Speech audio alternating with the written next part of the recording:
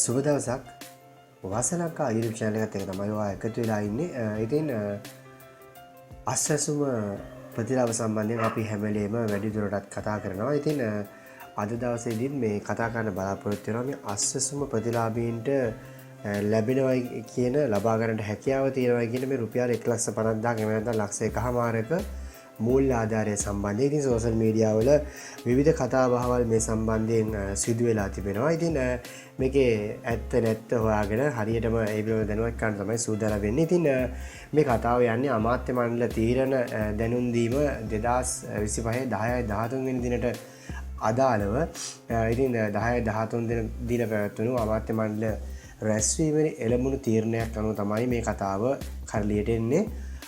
ඉතින් මෙන්න මේ විදිහට තමයි මේක තියෙන්නේ. අස්වැසුම සුබසාධක ප්‍රතිලාභ ලබන දුප්පත් හා අන්ත දුප්පත් කාණ්ඩවලට අයත් පවුල් සවිබල ගැනීමේ වැඩසටහනක් විදිහට තමයි මේක ක්‍රියාත්මක වෙන්නේ. අස්වැසුම සුබසාධක ප්‍රතිලාභ යෝජනා ක්‍රමයේ යටතේ මේ වෙන විට ප්‍රතිලාභ ලබන දුප්පත් සහ අන්ත දුප්පත් කියන සමාජ කාණ්ඩ දෙකක් තියෙනවා. අන්නේ සමාජ කාණ්ඩ දෙකට අයත් පවුල් ලක්ෂ 12ක් සවිබල ගැනීමේ වගකීම සමුද්‍ර සංවර්ධන දෙපාර්තමේන්තුවට පවරලා තියෙනවා. එකී අස්වැසුම ප්‍රතිලාභීන් සවිබල ගැනීමේ වැඩසටහන යටතේ ආසියානු සංවර්ධන බැංකුව හා ලෝක බැංකුවේ මූල්‍ය ආධාර තාක්ෂණික සහාය මත නියම ව්‍යාපෘති දෙකක් ක්‍රියාත්මක වෙමින් තියෙනවා. නියම ව්‍යාපෘති දෙකක් තමයි මේ ක්‍රියාත්මක වෙන්නේ. ඉතින් මතක් කරන්න ඕනේ තෝරාගත් ප්‍රාදේශීය ලේකම් කොට්ටාස සහ ගාමිණීධාරී වසම් වල තමයි මේක ක්‍රියාත්මක වෙන්නේ. එතකොට හැම ප්‍රාදේශීය ලේකම් කාර්යාලයකම ගාමිණීධාරී වසමකම ක්‍රියාත්මක වෙනවා කියලා නැහැ මෙතන.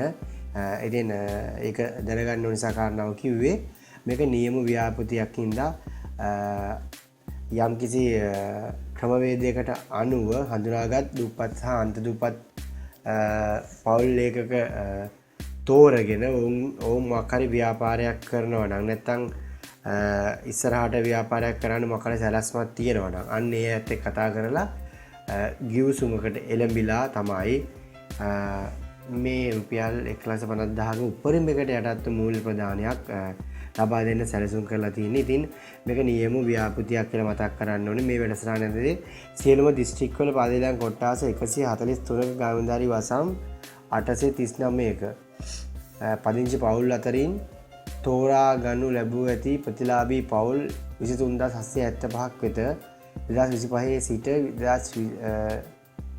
2027 දක්වා වන කාල රාමුව තුළ ඔවුන්ගේ ජීවනෝපාය මාර්ග වැඩි දියුණු කරගන්න යෝජිත මූල්‍ය ප්‍රදානයක් ලබා දෙන්න තමයි සමාජ ආරක්ෂණ සහ ප්‍රජා සැපල ගැනීමේ අමාත්‍යතුමා ඉදිරිපත් කළ යෝජනාවට අමාත්‍ය මණ්ඩලයේ තීරණය නැත්නම් අනුමැතිය ලැබිලා තියෙන්නේ. හරි. මේක නියම ව්‍යාපෘතියක් විදිහට මේක සඳහන් කරලා තියෙනවා. තෝරාගත් ප්‍රාදේශීය ලේකම් කොට්ටාස සහ ගාමිණීධාරී වසම් වල තමයි ක්‍රියාත්මක වෙනවා කියලා කියන්නේ. ඒතර තෝරාගත් ප්‍රාදේශීය කොට්ටාස සහ ගාමිණීධාරී වසම් වල තමයි මේක ක්‍රියාත්මක වෙන්නේ. ඉතින් සෝෂල් මීඩියා වල බොහෝ දෙනෙක් සඳහන් කරලා තිබ්බා මේ මෙහෙම රජයේ කාර්යාලයට ගියාට පස්සේ ගාමිණීධාරී හම්බුනාට පස්සේ ප්‍රාදේශීය කාර්යාලයට ගියාට පස්සේ වාට මේ පිළිබඳව ඔවුන් තාමත් තොරතුරු දන්නේ නැහැ කියයි කියන එක.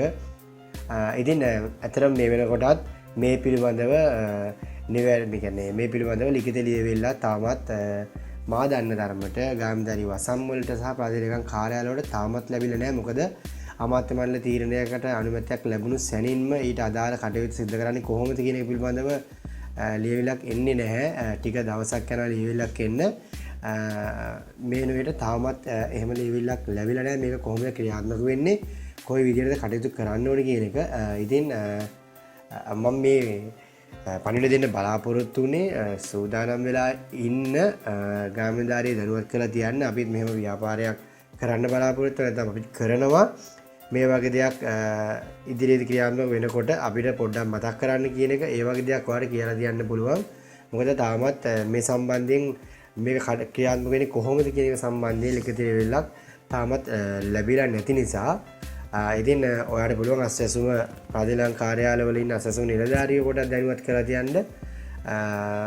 ඉතින් එතකොට මේ සම්බන්ධයෙන් ඔයාලට නිවැරදි තොරතුරු ලැබුණ ගමන් දැනගන්න පුළුවන් වෙයි. ඉතින් මේ තමයි මතක් කර සිටින්නේ. ඉතින් ලක්ෂ 1.5ක උපරිමකට යටත් මූල්‍ය ප්‍රදානයක් ලබා ගන්න ඉතින් නියම ව්‍යාපෘතියක් විදිහට තමයි ක්‍රියාත්මක වෙන්නේ. සමහර විට මේ ව්‍යාපෘතිය ක්‍රියාත්මක වෙනවා කියලා තමයි තියෙන්නේ. නොවීමේ සම්භාවිතාවක් තියෙන්නත් පුළුවන්. ක්‍රියාත්මක වෙන්නත් පුළුවන්. එහෙම ක්‍රියාත්මක වුණොත් මේක සාර්ථක වුණොත් ඉදිරියේදී සියලුම ප්‍රාදේශීය කාර්යාලවල සියලුම ගාමිණී නිවාසම් වල මේ කටයුතු ක්‍රියාත්මක වෙයි. ඉතින් එහෙමනම් මම හිතන්නේ මේ කාරණාව පැහැදිලි. ආයෙත් මේ වගේ අලුත් තොරතුරු ලැබුණාම මේක නිවැරදිව පැහැදිලිව වාට ගෙනෙන්න බලාපොරොත්තු වෙනවා. ඉතින් වාසල් ලංකා YouTube channel එක තාමත් subscribe කරන්න, bell icon එක all දාලා තියාගන්න මතක් කරනවා. ගිහින් එන්න සුබ දවසක්.